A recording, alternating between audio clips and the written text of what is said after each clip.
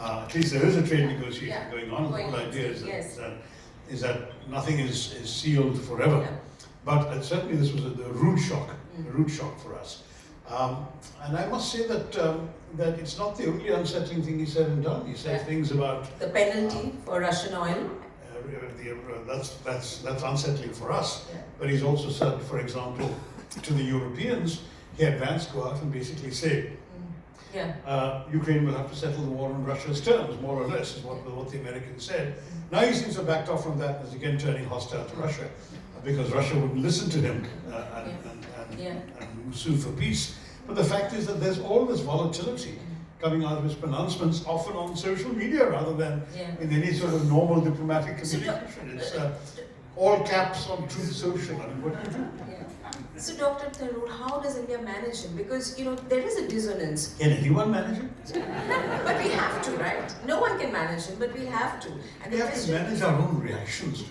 And also perhaps the perceptions of the relationship, because we believe, I mean, when you look at the images that we see of Prime Minister Modi with President Trump, and we see all the hyperbolistic description of that relationship of India and America, and then none of the actions that President Trump has made in the last few weeks, and even after Operation Sindoor, so economical both with the truth and facts.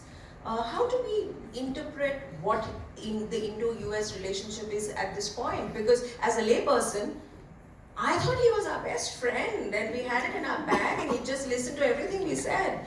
And now he says we're a dead economy. He says good luck to you and Russia. He wants, between his own personal business interests in Pakistan and Pakistan's relevance to America, which is never going to go down.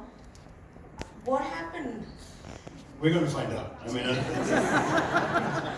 the truth is, I wish I was as omniscient as these questions imply. No, the truth is, it's really, really a reflection of a mercurial individual issuing statements that may or may not reflect an underlying shift in national strategy and policy.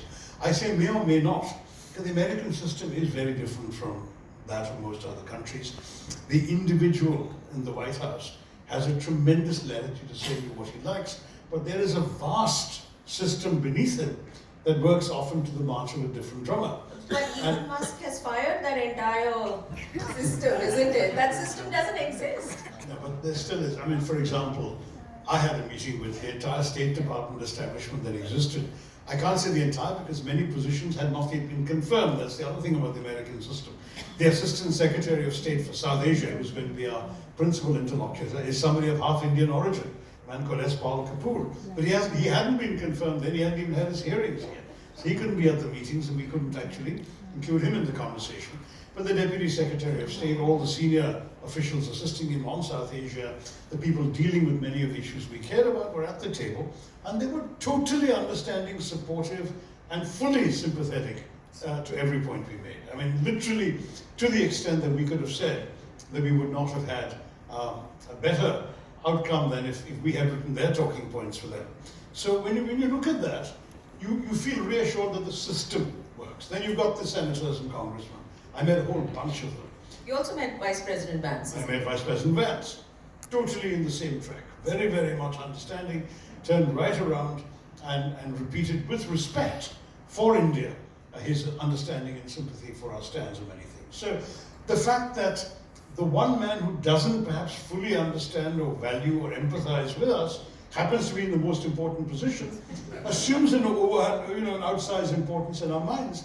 But there is a larger foreign policy bureaucracy that's moving in ways that we would like, and we still have to work with them, and we can probably temper the practical consequences of all this rhetoric in the actual evolution of policy. Now, if it turns out that policy itself is shifting, that there is now a real directive to this entire bureaucracy to turn around and do something different, we are yet to find that out, and I think I don't expect that to be the case. But if it is so, we will find out. I mean, the point is, this is an unpredictable environment. It is unusually unpredictable. Trump 1.0 was not so unpredictable, not least because Trump 1.0 seemed to follow the classic template that the US saw its biggest threat as being from the emerging hegemon China, that therefore India was a useful potential counterweight and bulwark. So we have to support India because it's good for us in America. Therefore, let's support India. And therefore, all the optics, the Aap Ki Baar, Modi Sarkar, and all that stuff was very much sort of window dressing or icing on a cake which had been baked in the context of a US-Chinese rivalry. Today we're no longer so sure because Mr. Trump is making warm noises about Xi Jinping, talking about wanting to meet him, talking about a possible tariff deal with China. Now if all that happens, we may well find ourselves left high and dry, and then there may be a genuine strategic policy set of choices. So was it a misstep? But at the Have we moment- overestimated the